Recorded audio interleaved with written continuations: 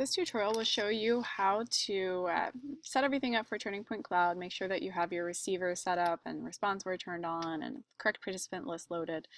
So first thing you want to do is to log into TurningPoint, and so once you open TurningPoint, it'll ask you to enter your credentials, and then you'll find yourself on this page in the polling section.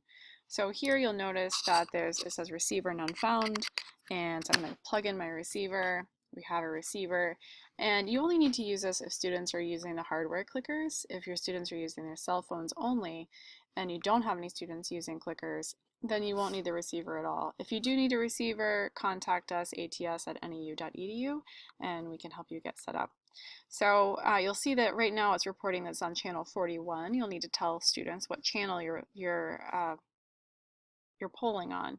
You can click that and get into the settings. So I think by default it may be set to 37 or 41. I can't remember the exact number, but if you want to make sure that no other, you'd only need to change the channel if another teacher is using responseware and specifically using this radio frequency receiver in a place that's near you. So you could change to, for instance, 12 or any other number. Just let your students know, and they would need to change the channel on their clicker device by pressing the channel button and then the new channel and then the channel button again. So that's how you would change that, the channel if you need to, but you probably won't really ever need to do that. You can click close from there. All right, so we have the receiver working.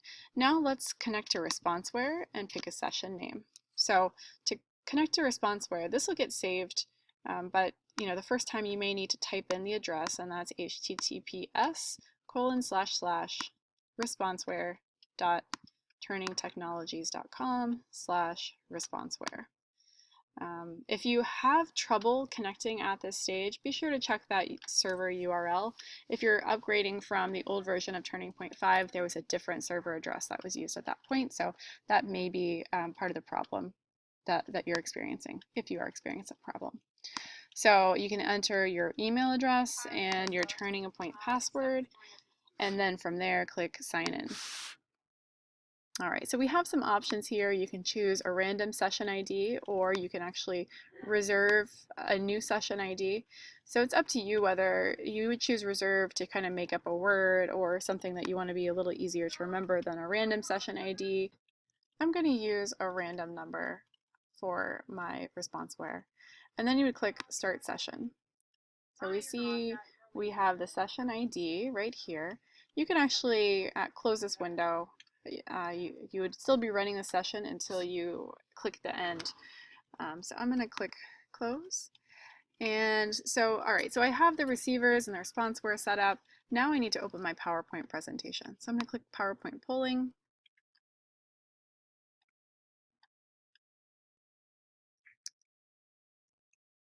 And then from here, I'm going to open my PowerPoint presentation. And then the important thing is that you want to be sure that you don't start this from PowerPoint. You actually want to start it from the TurningPoint tab up here.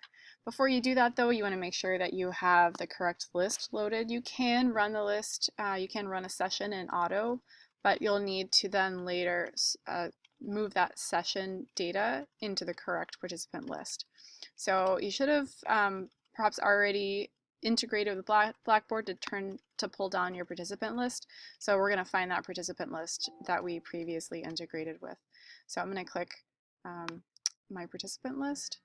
And then the other thing is, you can see that here you can confirm that you have an active receiver and you're connected to responseware. So we're good there. It's a good idea to reset the session. That's, just get in the habit of doing that just in case you have had a session open from a previous section or something like that. And then we're going to start our presentation. So you'll see that I have my slides come up just as if I were in PowerPoint, except that I have this ribbon up here. This is the TurningPoint ribbon that allows me to do some of the features of TurningPoint. One thing you want to be sure to do is click on this connection info, and this is what's going to tell your students that you're broadcasting on channel 41, and that's going to be relevant for your clicker students, and then your ResponseWare students will need the session ID information here. So you can show them that at the beginning of class, or you can leave it up throughout class. It's up to you. So then you can just page through your presentation as you would. Once you get to a turning point question, you'll click play, and you see that polling changes to open. And so here's a question. Polling is open. Students at this point should, on their ResponseWare devices, see the question being shown to them, and they will be able to answer. And if they have a clicker, they'll be able to answer as well. So you should see anytime anybody answers, you can see that the responses increases. So this went from 0 to 1 because I just used a clicker to respond. So from here, I'm going to turn off or stop the poll. You'll see that this changes to red. And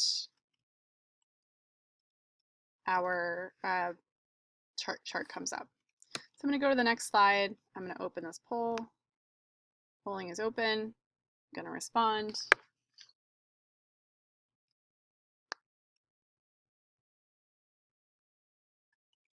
And see we have a response. I'm going to close it.